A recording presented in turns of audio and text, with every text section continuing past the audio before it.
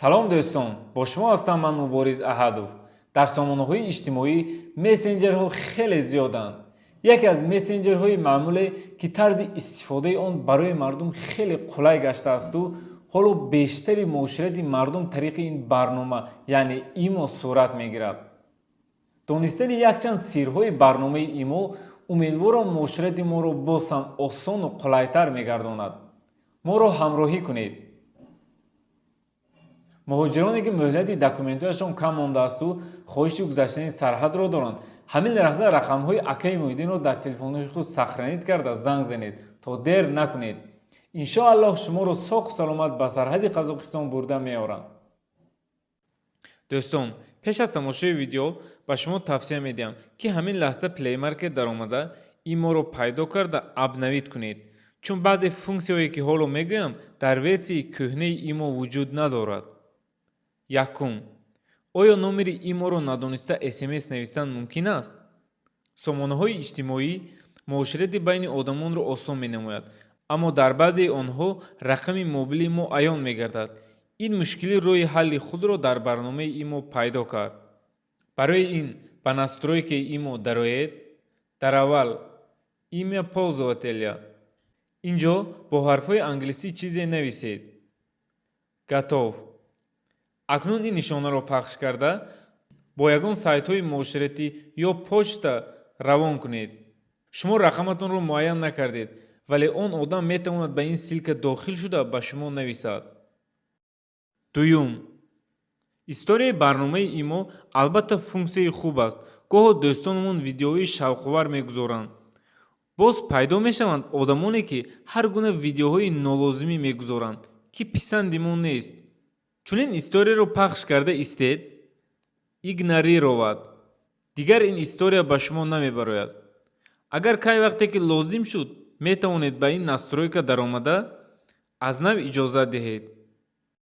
رقم 3. وقتهای پیش طریق برنامه ایمو تنها رسم و ویدیوها فرستادن ممکن بود و خلاص. حالا باشد امکان فرستادن همه فایل ها از جمله موزیکا، ویدیو، صورت، دکومنت ها، فایل ها با فرمت زیپ، خلاصه یکچند نمود دکومنت را فرستادن ممکن است. این البته خوب است. کمی دیرتر درباره جای نمودن فایل ها در پامیتی برنامه ایمو را نشان میدم. انتظار باشید. 4. ثبت کردن زنگ‌ها در ایمو. برای ثبت یعنی ضبط کردن صحبت در ایمو، واتساپ، وایبر و اسکایپ این برنامه را از پلی مارکت اسکچات کرده گیرید.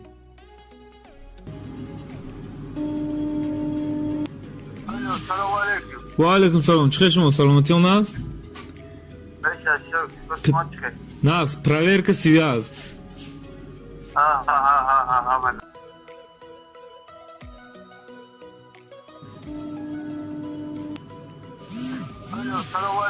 و علیکم سلام. چه شما سلامتی اون است؟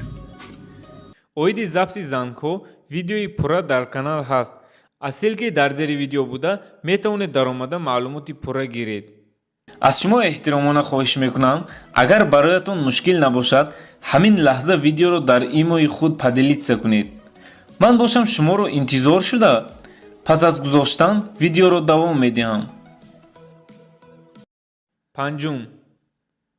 ساختن آلبوم رسم ها در برنامه ایمو. خیلی میدونید مثلا در ОДНОКЛАССНИКИ، ВКОНТАКТЕ و دیگر سایت ها آلبوم ساخته عکس های خود رو میگذاریم.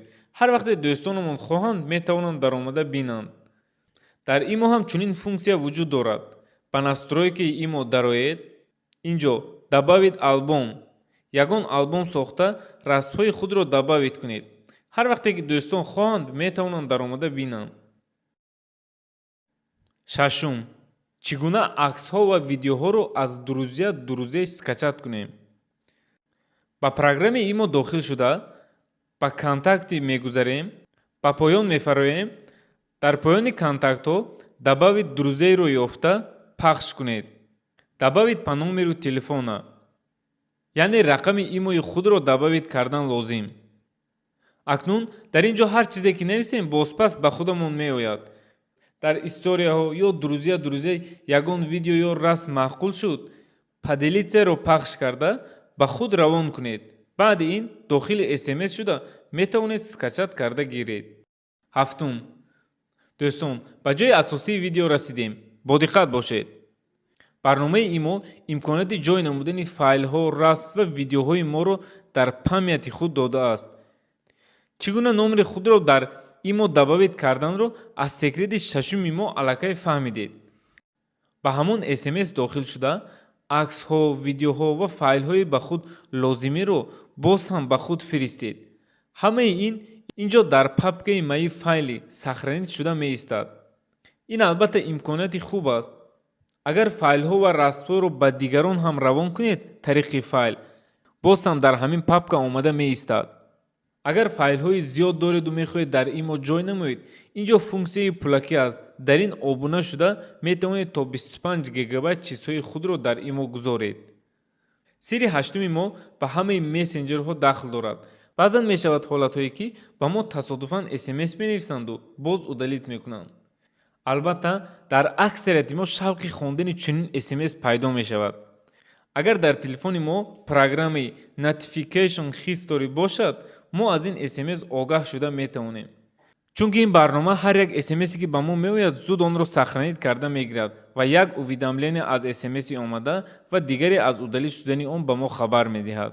шумо бошед бе мушкилӣ ин смсҳоро хонда, гумон мекунам дӯстони худро ҳам ба канали роҳнамо даъват мекунед, то аз ин гуна секретҳо бехабар намонанд. рақами 9. дар барномаи имо баъзе контактҳое пайдо мешаванд ки рақами онҳоро муайян карда наметавонем. барои ёфтан ба профили он контакт медароед.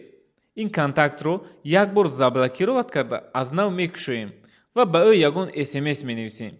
баробари ҷавоб додан ба смс, рақами ӯ дар ин ҷо пайдо мешавад. 10. смсҳое ки тариқи имо, ватсап, вконтакте ва дигар сайтҳо меоянд, мехоҳед ки онҳоро хонед вале одами фиристодашуда пай набарад. имконият ҳаст.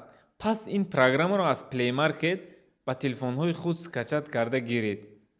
ба настройки ин программа даромада, барномаҳои лозимиро галочка гузоред. баъди ин ҳар смсе ки дар он барномаҳо меояд, шумо аз дохили ин программа даромада метавонед огаҳ гардед. дӯстон, агар шумо ҳам ягон сирри наверо дар барномаи имо донед, ҳатман дар комментария нависед. агар ба канали роҳнамо обуна набошед, ҳатман обуна шавед ва пахш кардани занголадро ҳам фаромӯш накунед. хайр.